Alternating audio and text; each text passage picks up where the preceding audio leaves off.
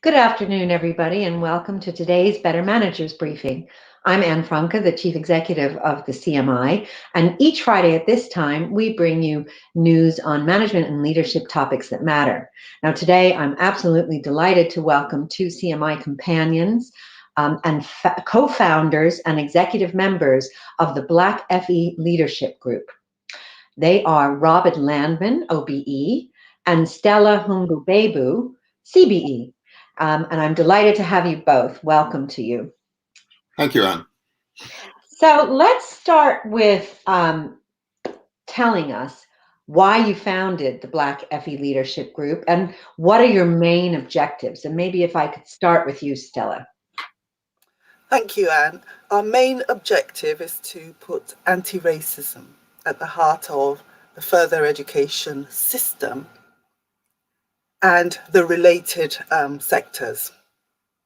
By the system, right from the Department for Education through to awarding bodies, through to colleges, through to all the providers and the sectors that support further education. That's the main objective. Mm-hmm. And why have we started up the group? I think the world is sort of divided into pre-COVID, post-COVID, hopefully soon, and pre-George Floyd and post.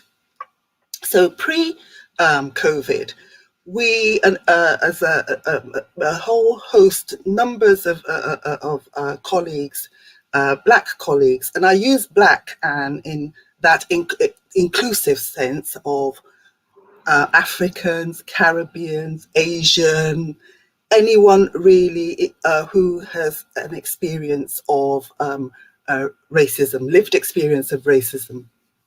So we noticed that in the sector there'd been a decline, certainly in colleges, around the numbers of senior leaders and middle managers, that pipeline. There'd been a sharp decline. There weren't people coming up and people were leaving.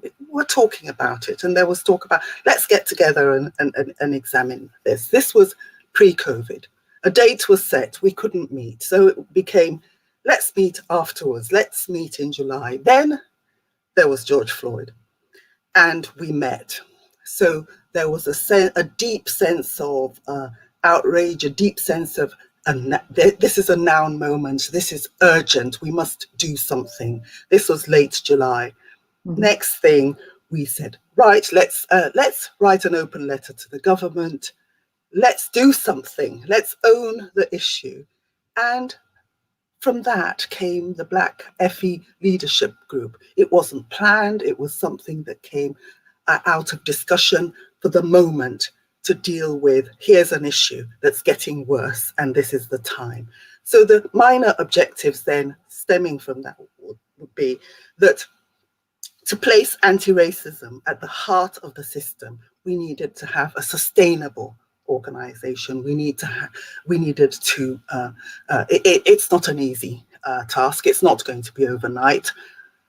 A decade, 2, 3, we need a sustainable organization and to work with partners and allies. And that was really the start of it all. Mm-hmm, mm-hmm. And Robin, do you have anything to add to that? For example, I know you have a 10-point plan. Maybe share some of the most important points. Yeah, well, what we wanted to do, Anne, was not just to express a sense of outrage, but to evidence the issue. Mm-hmm. In a compelling way, so that nobody could actually denigrate the things that we were saying.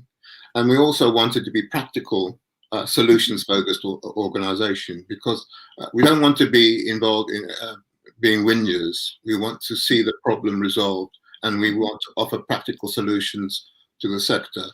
So I think one of the things that the two key people in producing the open letter did was set about turning the discussion in the group into something that would grab the attention of the sector, which the open letter certainly did, but also that crucial issue of saying, we're not just complaining about it, we will be there to help you to resolve the issues.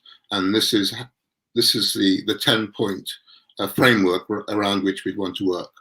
And of course, that's really important. And now we all know that COVID has very unfortunately only heightened the inequalities that you've mentioned around race and around gender as well.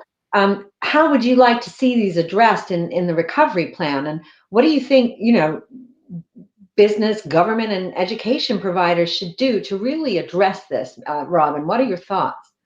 Well, I heard a very interesting interview with Tony Danker, the new CBI CEO recently, in which he juxtaposed the approach of government, business, and so on in addressing the post-financial crash back in 2008. And he was very clear in that we need to approach the post-COVID recovery completely differently. So he's in tune with the way that we see it. Now, for us, the Black and minority ethnic communities, the Black communities in this country, represent a serious resource that's not been tapped into previously in terms of the recovery. We're an increasing proportion of the population. The growth of the population will come from the Black communities because the birth rate is higher. So over time, the economic recovery, the post-COVID recovery, will be dependent on the extent to which the Black and minority ethnic communities are fully engaged and the talent that they possess is properly tapped into by business, by government, by public sector. So we see a crucial role, but only if government and business play their part and reduce the obstacles that those communities currently face. I think that's a really important point. And Stella, what are your thoughts? What would you like to see government, education providers, and business community do together on this issue?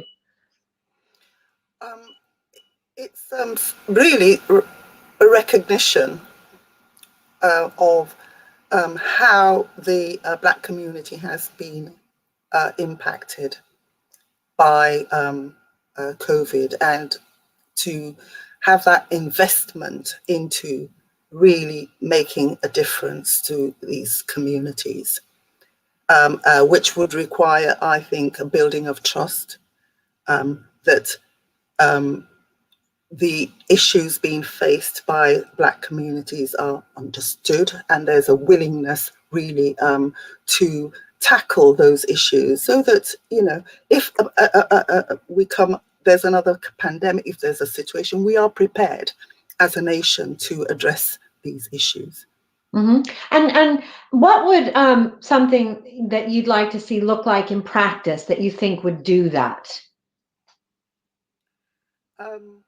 It's strangely enough, it's the sort of really basic fundamental listening, gathering communities together and listening, really listening to what people are saying, to have the empathy, to own the issues, to not go beyond commitment to ownership, and really go from that deep listening and determination to bring about change. So just for example, and it'd be good to get your thoughts on this, one of the things that CMI would like to see is that government aid for example, adult reskilling is actually dependent on collecting data around gender, ethnicity, and disability, so we can actually see that we're directing our learning efforts in line with the populations that we have. Is that something that you would support? Absolutely. We have been working really, really hard with government and with colleges around the data collection. As in the FE sector, there is very little data around ethnicity. And this is an issue that's been going on for quite a long time. There's a reluctance really to collect the data, I think, for whatever reason. And we have been pushing now for the mandatory collection of data from institutions that are, and indeed we believe any institution that is funded by government. Any institution where government is investing resources should be required to collect data. So we've been working on this as a group. We have the Department for Education has actually taken this on board. Our members of the executive have been part of the design of the data collection that's going to be really taken out to the sector for the first time in this way. This at the end of this academic year, we have been working to design, to look at the data sets, to make sure that the collection is accurate, because what we bring is that perspective, looking into those particular data sets, and in particular looking at, say, governance, leadership, where there is practically very little information in our sector. Yeah, it's a very important point. By the way, if you would like to ask a question, please do put it in the chat, and we will be taking questions later on in the broadcast. So please ask your questions for Stella and Robin. Now, recently, to this point of the sector, the government published quite an extensive FE white paper with lots of stuff in it, right? Robin's smiling. Actually, I will ask Robin because he's smiling. Robin, what do you make of the FE white paper? Well, I'm an old hand with white papers. They come around so often, and they always have the same very pleasant mood music. But when you start digging away at the detail, it's less clear. And I think, obviously, at face value, the white paper is encouraging. But we need to see what Rishi Sunak and the Treasury will come up with. And we all know that the post-pandemic bill is heavy already. We know that there will be a price to pay for all the public sector interventions that he's made. So the tone is right, but it's the detail. And one of the things that we've noticed, or one of the things I've noticed, is there's an implicit encouragement to colleges to be more entrepreneurial. And we've heard that over and over again. And the problem is that it's all very well for government to say be entrepreneurial, but then the supporting structures need to support that ambition. So the ESFA needs to be less risk averse in the way they approach analysis of college finances.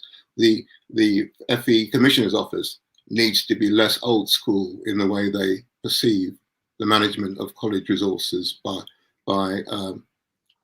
principals and chief executives. Too many people have taken the entrepreneurship mantra forward and paid a fairly heavy price in terms of their reputation.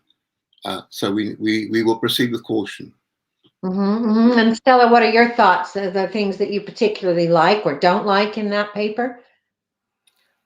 I am optimistic, and I'm really optimistic. I like the white paper.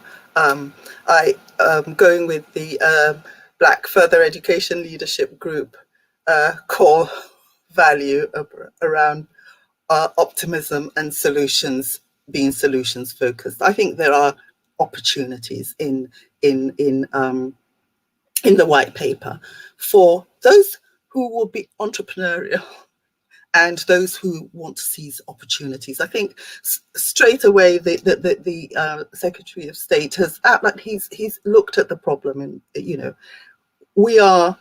it's about post-pandemic world, and it's about post-Brexit. We have got to look these issues in the face. And I agree with Robin, putting the investments to back these things up. And there are investments within the white paper. The importance of skills is central. It's central to that. And once you're talking about skills, that's a huge opportunity for all of us. And particularly for us at the BFELG, it's that harnessing the skills of everyone. And the white paper makes it clear that it's all. So we are right in there in terms of what are the opportunities around skills for everyone, from lifelong learning to those particular technical skills that will aid recovery. Now, colleges are in there, ITPs are in there, anyone who's looking at the standards, or the employers in terms of developing those particular standards now that are required. And for us, for BFELG, we've got an opportunity to be right there at the start. Not let's look at Black people, Black communities as an afterthought. Where can we now? Oh, let's engage these communities, but to be part of the conversation right at the start. And I think it's for people who want to seize those opportunities. We've got the business centres for colleges. We've got chambers of commerce in there, although one's not quite sure, what their role would be. But there is probably, it's for those chambers of commerce that are truly entrepreneurial, who have got the bandwidth to seize this opportunity, maybe look more at the German model, look at what's going on in America, but to look at those opportunities in there. There's huge opportunities around the teacher training. It's initial teacher training and the development of that pipeline, bringing people into the sector. Now, for us as BFELG, we have got opportunities there. It's about that pipeline, attracting people into the sector and being right there at the start to make sure that the environment that talented Black people come into teaching is conducive, that there is proper development that recognises a curriculum that is broad enough to recognise worldviews and world perspectives. So there's opportunities around governance within the white paper, indeed leadership and management in terms of the development of leaders, governors representing their communities. Lots of opportunities for employers, but it can't sit on paper. That's the thing. It's back to who's leading, who seizes these opportunities, and who will take forward the agenda. At the end of the day, it's up to all of us and to make this work. Absolutely, and indeed, we think that the chartered bodies can play a role because they are a unique British. They're a British USP. They have very high quality professional pathways, much needed employer-led frameworks that take people through career pathways right up through to chartered status. So we're very keen to play our role in the recovery. And from a CMI perspective, lots of attention is given in the white paper, and you both have mentioned it, to technical skills like digital skills and engineering skills. But of course, actually at the heart of what you were saying is needed are people skills, right? The listening, the communication, how we motivate and work together with each other to get it off the paper into reality is essential. And do you think enough attention is being given to management and leadership skills and their role in the recovery? Robin, what do you think?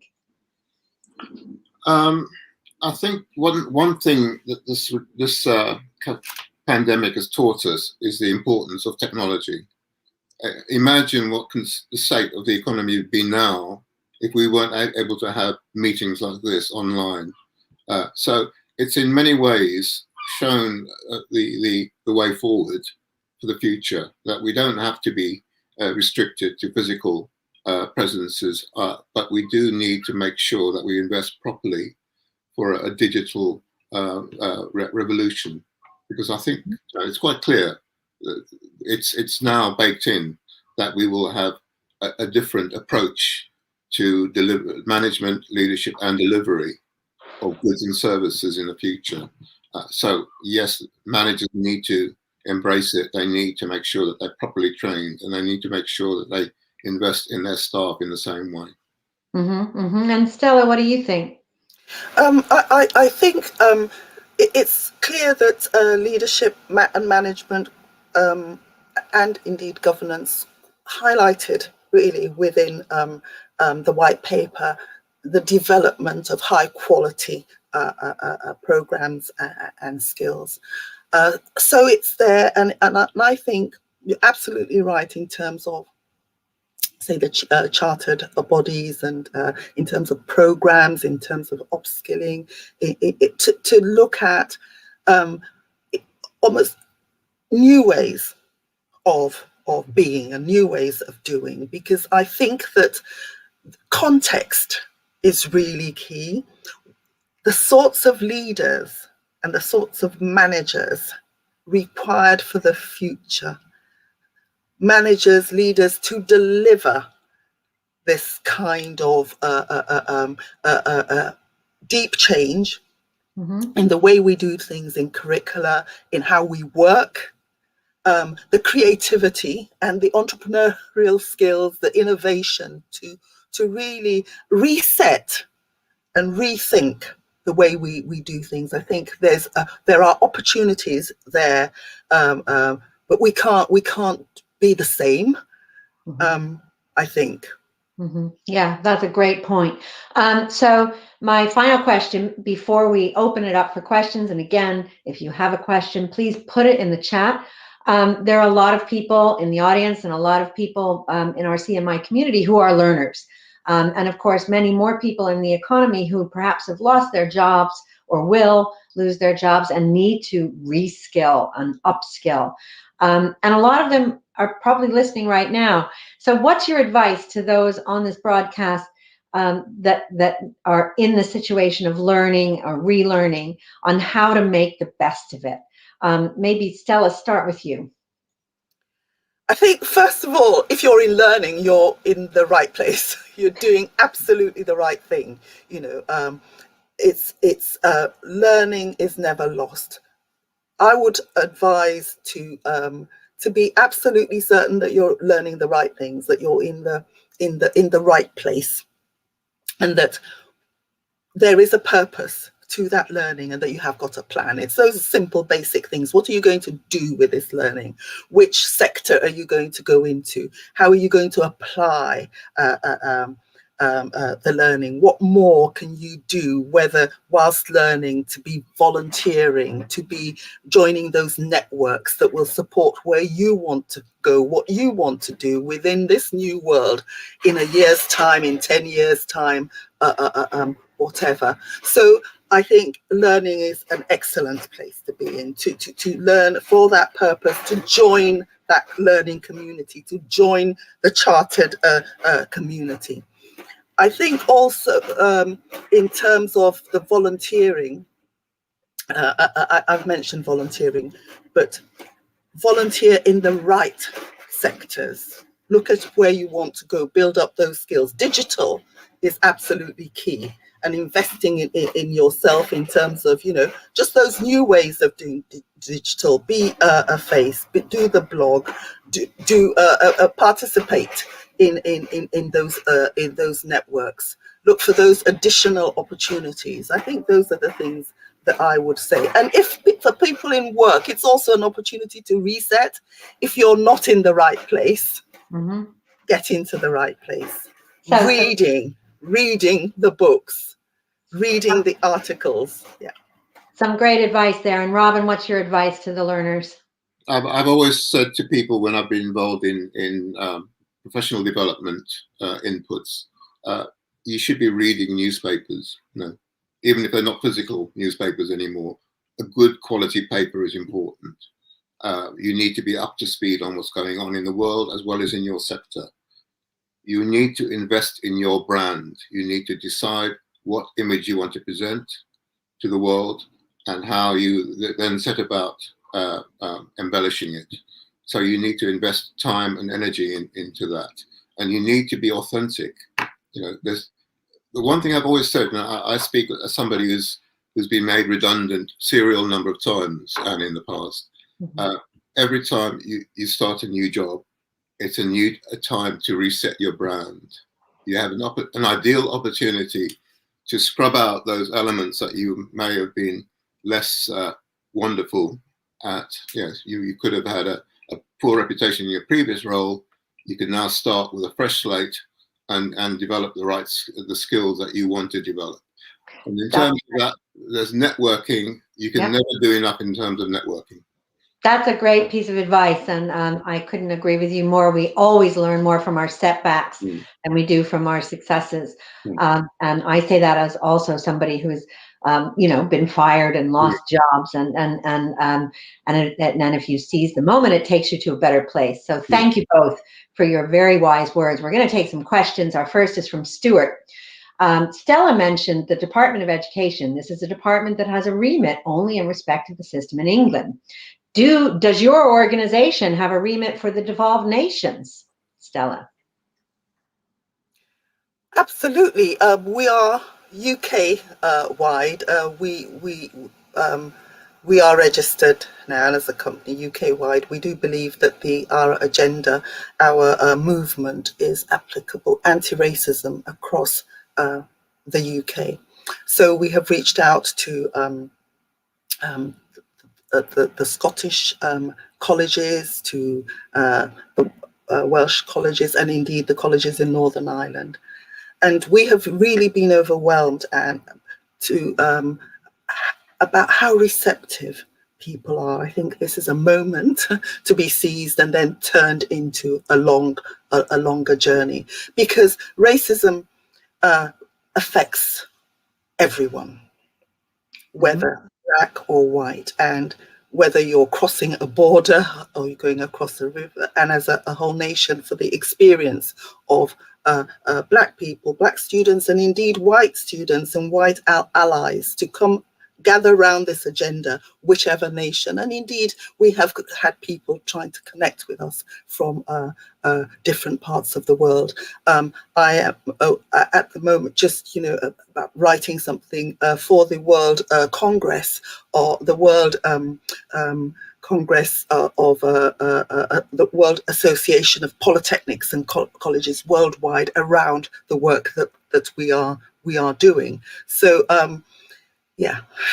So that's great. So yes, yes is the answer, and actually it goes beyond the borders of the UK. So our next question from Graham: interested in thoughts on schemes such as the co-op scheme to invest into apprenticeships for underrepresented groups. Robin, what do you make of that scheme? Well, that's timely. So Graham's come up with a question that's really at the forefront of our thinking. At the moment, although black students in the English system make up 30% of the intake of colleges, they only make up 10% of apprenticeships. And as we all know, apprenticeships is a route into good employment. So we need to change that. So we would support schemes like the co-op scheme, but we would want to see it go beyond just piecemeal interventions. It's got to be nationwide. So one of the key things for us is to eradicate those obstacles, the gatekeepers who are at the moment making it hard for young black people to get access to apprenticeships. And those gatekeepers could be at the college level, it could be more importantly at the employer level, because they are the ones who will finally decide whether or not an apprentice is accepted. And it's a great point you're making, and it is just the end of National Apprenticeship Week, so timely. Now, a question from Kendra. We know how important diversity is in terms of the business world. Are there additional benefits of diversity, for example, amongst college teaching staff, which is kind of getting at the heart of what you're about? So, Stella, what's your answer to that? Absolutely, additional benefits. Colleges are anchor institutions within their communities. Colleges need to reflect the community they serve and the students they teach.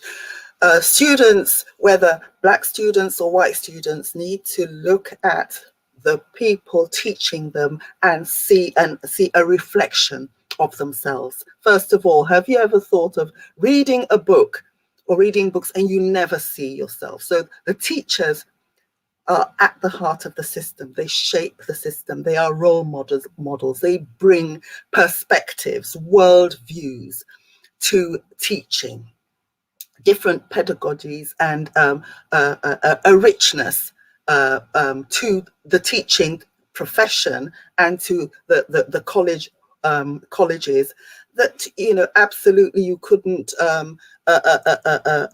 replicate as well elsewhere, because colleges are learning communities. And if we can learn together and open young people and adults' minds to a diverse world, to a big world out there of different people, of course, I think that is the starting point. I think the teaching, the learning with the teachers, all through lifelong learning from nursery to, I had students who 102. You bring that learning. Learning is at the heart of really community and change. Amazing. So great benefits there. Question from Mary. Do you have any views on the role of active bystander training, and how can we encourage people to have the confidence to raise appropriate challenges to those who perhaps sometimes, through lack of awareness, stray into microaggressions or exclusionary behavior? Robin, what's your view on that? Yeah, training is an important issue, but it's also about personal bravery as well. And this is important because you can train people as hard as you like and spend lots of time and money. We are at a point, after which there have been copious millions spent on equality and diversity training in the police service, in public service in general, and it's made not one iota of difference. This is about having the guts to stand up and say that's not acceptable. It's what happened in the world after the George Floyd murder. You didn't just see black people marching, you saw white people because of the pure injustice of the situation. So it's important not just to have training, but to have to reach into yourself and say, it's not acceptable. I will stand up and say something. I think that's such an important point that you make there. And I know that on our work on CMI race, we advocate that you have to stand up and you have to say that is not acceptable. It's a great point. So we have one last question from Kelly. Who are the best examples of empathetic listeners as per your example of the need? Who do you think the audience really wants to hear from? So who's your role model for empathetic listening? Stella. My role models, that is a difficult question. I know that there are some colleagues now, principals of colleges who are serving within the sector, who are friends and I would say real colleagues, who are allies, who are white, who are in active listening mode now. People who are learning, for example, through conversations now, that for Black people, for example, for so many of us in a meeting, in a conference, we would be the only Black person there. And people, that's quite fun. It's simple, but at the heart of it, we've had examples now, people that I never thought of that. So for me, it's not the examples, the best examples, but it's back to the conversations, the honest conversations that we can have. And it's both the Black colleagues and the white colleagues really opening up and being honest and being taking a risk, stepping out and saying, I'm going to really have a conversation. I'm going to say, tell me.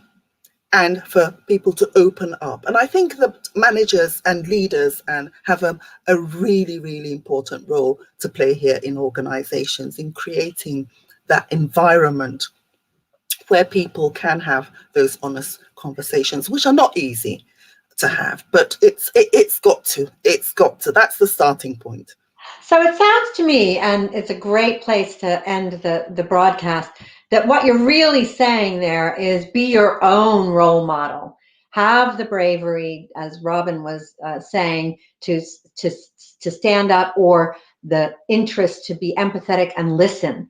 And as it sounds to me that's what you're saying. Everybody can be a role model if you role model, empathy, listening, having the conversation, and are brave. Thank you both so much for joining us. I think everybody has really enjoyed hearing your views, and yeah, we wish you all the best with the Black FE Leadership Group in going global, which it sounds like you're poised to do. Thank you again. If you've enjoyed listening to this broadcast, please consider becoming a member of CMI in our community. Again, you'll find information in the chat, and you'll see me again next week. Thank you so much for joining us. Bye. Bye.